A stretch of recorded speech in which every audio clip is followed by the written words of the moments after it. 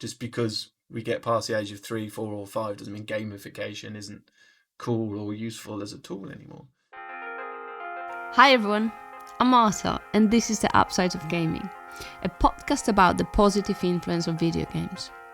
Together, we are going to explore how video games can improve education, save our environment, build community, and aid our mental and physical health. I have for you 8 episodes, 8 fantastic conversations with fabulous people. Welcome to the first episode of this series. I'm super excited to have with me today James Fraser-Murison. James is an absolute legend. He's a global esports speaker, an education consultant, and the founder and director of Fraser Esports. His mission is to provide esports education and create a global curriculum that introduces esports and its benefits to everybody. Let's dive in. James, it's good to see you today. Thank you for jumping in. And we both look tired, but nobody can see it. That's fine. Could you tell us a bit about yourself? Absolutely. Happy New Year. Thank you for having me. So my name is James Fraser-Murison. I'm the director of Fraser Esports, which is my own company, which helps support teachers and training and writing curriculum for esports qualifications, specifically within education, funnily enough. And that's all about the industry, how to make headway in that, in terms of future careers, preparing for businesses and entrepreneurship. It absolutely isn't about making you a better gamer. It's nothing to do with that. I won't do that. And I also am director of education for ESG gaming, which is for slightly older folks. So that's people over the age of 50, where I've written work for an esports curriculum and flavour for those, as I say, over the age of 50, to help understand the esports industry, have some interesting dialogues perhaps with their children or grandchildren, and also using VR to help slow down the onset of dementia and help with social isolation. Oh, that's fantastic. Before we jump into your work, could you tell us what esports actually is? Of course, more than happy to. So for those that don't know, esports is effectively competitive video game playing. So that could be human versus human, or teams of humans versus other teams of humans, in a variety of genre of games. It's very big, very popular, and has been for a long time now. The industry is worth however many billions of dollars globally, and there's lots of work to be done with things like grassroots esports, but there are lots of competitions, lots of teams. I helped write various units for the first ever esports BTEC back in 2019 here in the UK, which meant that students are able to learn about the industry, business side of it, sports side of it, mental health side of it, LAN events, creating your own team, etc. But also it allows students now to, on a weekly basis, compete in their own leagues and teams at school in the same way, or colleges or universities, in the same way that people might instead go and play netball or football or chess club or things like that. Is there any age specifics to be able to join esports? So the specifics is based purely on the games you're going to play and therefore the age rating of the game. So similar to film ratings, where there's here in the UK there's something called the BBFC. And so therefore, Not sure. No. Whereas they decide whether something is a PG rated film or an 18 rating film. Everything else in sort of gaming land is basically something called PEGI rating.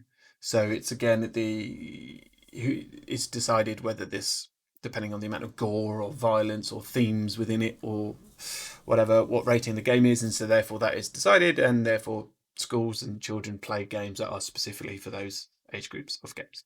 And what games are the most popular? I guess that esports is very popular with a younger audience, so I guess they've got their favorite games. Or what's the biggest out there? League of Legends, or what's that? It is probably League of Legends, I think, year after year, in a sense that I was very fortunate enough to have access to the O2 Arena.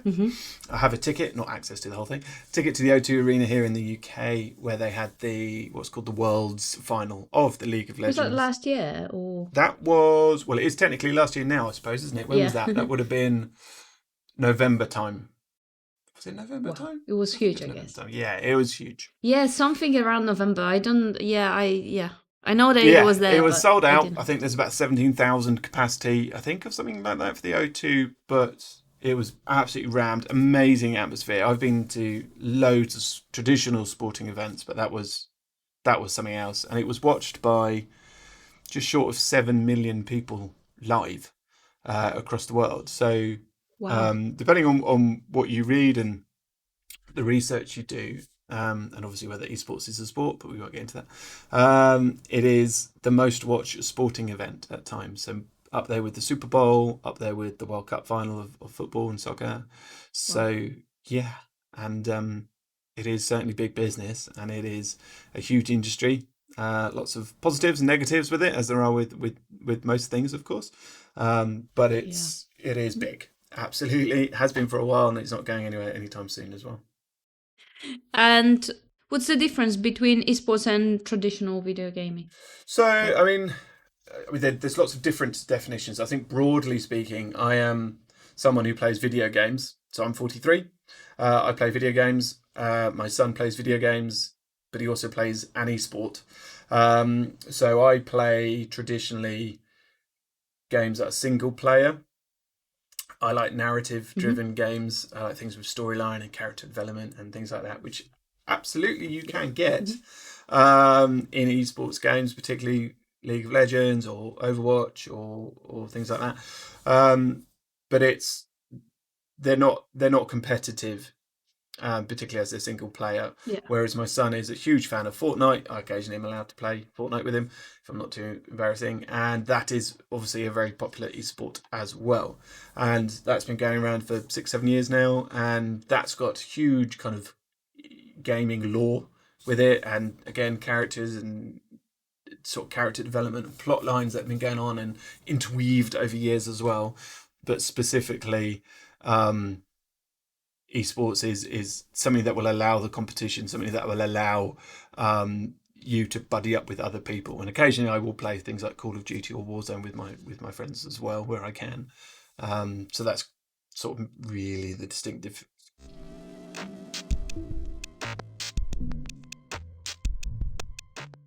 Could you tell us more about Fraser Esports? Yeah, so I've only ever worked in education. So after 22 odd years, I have left to a certain degree. So I've always been a sort of head of department or an assistant head teacher, deputy head teacher or classroom teacher. And then due to the popularity of this esports qualification, and esports being a way to interact and engage with young people in a different way, it proved to be quite popular, and I was lucky enough to be at the front thanks to the help of Pearson and the British Esports Federation. So I became very busy, and I couldn't do both. So I decided to kind of take a leap, and I work alongside Lee, Nathan, and Sam for ESG Gaming, as I mentioned. But for Fraser Esports, it's me, and I have a wonderful person called Jade who does all of my social media clever stuff. And I, as I say, I work with schools and colleges, universities. I will be at a big event in London in a couple of weeks at the Excel Centre called BET, where I've been for the last 4 or 5 years now, talking about jobs and industries and opportunities that can come from that, and what people within the workforce are looking for. And I say this a lot, but the World Economic Forum recognises essential skills as teamwork and communication, logistics and problem solving are needed for this year and for 2030. And those things can come from gameplay, and I'm not saying that everyone Mhm. needs to go and be Yeah. a gamer, but there are so many industries that can come out of esports, such as social media, as I say, HR, enterprise entrepreneurship, mental and physical well-being, physiotherapists, managers, coaches, players, that I try and kind of help and support in that as much as I can. And I've been very lucky to fly around the world and give various talks for well-known companies such as HP, Sony, Lenovo. I've been out to the Middle East. I've been to South Korea. I've done America. I'm off to Oslo next month. You're Singapore everywhere. in March. Yeah, but because it's either people that don't understand it, but they realise it's a way to engage with younger people, or it's a Yeah. way to look at redeveloping and or retraining some of the current workforce. And I work with an online school called Minerva, and they deliver the online BTEC, and students who are homeschooled, home educated, they're able to access it now with this popular course. I'm working with a female footballer from Manchester United, so when she's finished her training and games, she'll come and study with me for 2 hours a week online. And all of these things that are now what you're able to do in this exciting world we live in around this, this really exciting course. So yeah, I mean, the big thing that Fraser Esports is trying to do is engage with some of the thousands upon thousands of home educated students that are gamers, but they're not in mainstream education for whatever reason. But now I'm able to kind of engage and work with them, and can do that across Europe, can do that globally. So it's exciting, I hope. What are you doing for ESG Gaming once again? So I've written some lessons that are delivered over in a couple of hours over workshops, where we get people over the age of 50 who want to know about the esports industry. They want to know about VR and its opportunities. And we've got various programs that have been created for us where we put the headsets on people. And again, if you're not necessarily able-bodied, then you've still got the opportunity to go and visit and participate in activities that you wouldn't normally. But the idea is that we effectively, and it's far more complex than this, obviously, but it's keeping people's brains active, and also physically, we've created an online dome where you're able to do yoga and Pilates and things like that, and it's also going to be helping with mental health. And these are all kind of key things as we move forward, particularly post COVID, that people need to help us with, and need some opportunities on top of that, really.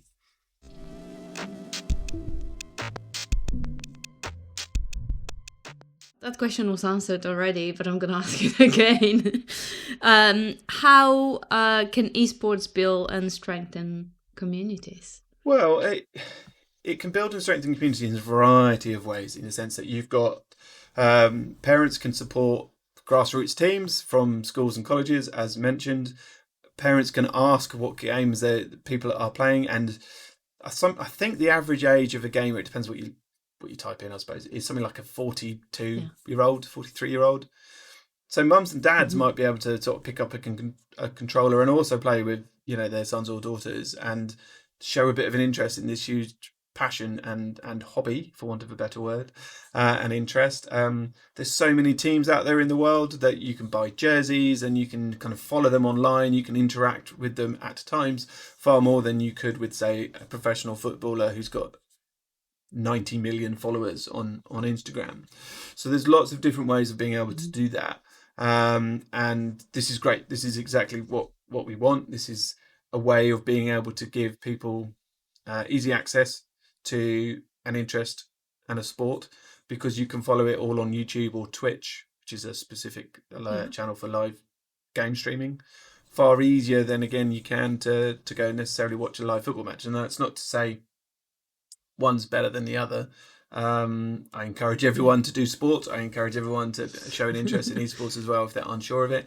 But you can follow things now far easier than ever before, and you can watch live events far easier than ever before. Like I said, 7 million people were watching the world's final.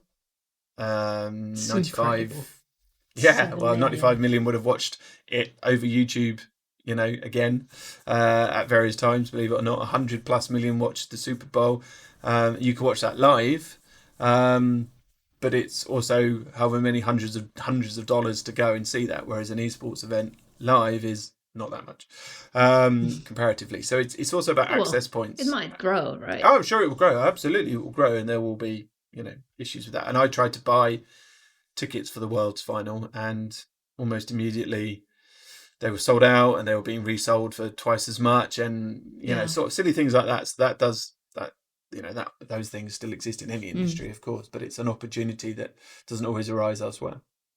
Sometimes I think about esports like people who compete, like superhumans. They need to have super skills, just to compete and be the best. But it's about marginal gains. It's about 0.1 of a second, 0.2 of a second. Still. In the same way, but in the same way, so's winning gold at the Olympics for sprinting, right? Or steeplechase or whatever. The difference is practice. The difference is putting in the hard work and getting the results back, I guess. Yeah, and being passionate about this as well, exactly. Right? You've got absolutely. And I always say to everyone as well, you haven't got to do it. No one's making you game. No one's making you study this course or what have you. So if you've got an interest in it and there's a career in it and there's a qualification in it, then great, have that conversation. But yeah, no one's forcing anyone to do anything.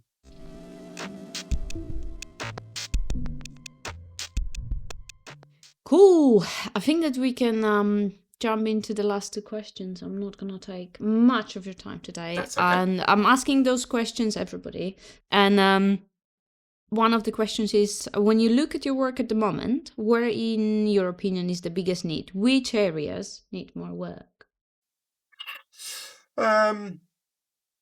There's still an awful lot of people that are dismissive of esports as a qualification. Yeah.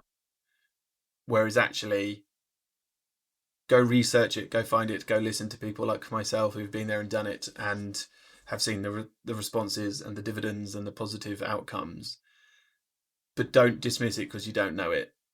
Don't dismiss in the same way you wouldn't dismiss A-level psychology or GCSE business. They're just different things for different outcomes for different people. That's fine. And it's a new way of engaging with young people. So gamification as a term and as an output has been around for however many, hundreds and hundreds of years, if not more. And these are good things to reapply these skills. Just because we get past the age of 3, 4, or 5 doesn't mean gamification isn't cool or useful as a tool anymore. And the other thing, as I said at the start, I really want to work with agencies that are wanting to support homeschooled students, but need an entry point. And this is something that there are loads of different qualifications that are 30 hours in length, a couple of months in length, 2 years in length that can give people stepping stones. Yeah, absolutely. But so that's what Fraser Esports is trying to do. Could you tell me what does the games industry do great that different industries could take as an example? That's a good question. What's the gaming industry? I think esports is, again, not perfect, but it's really good with fan engagement.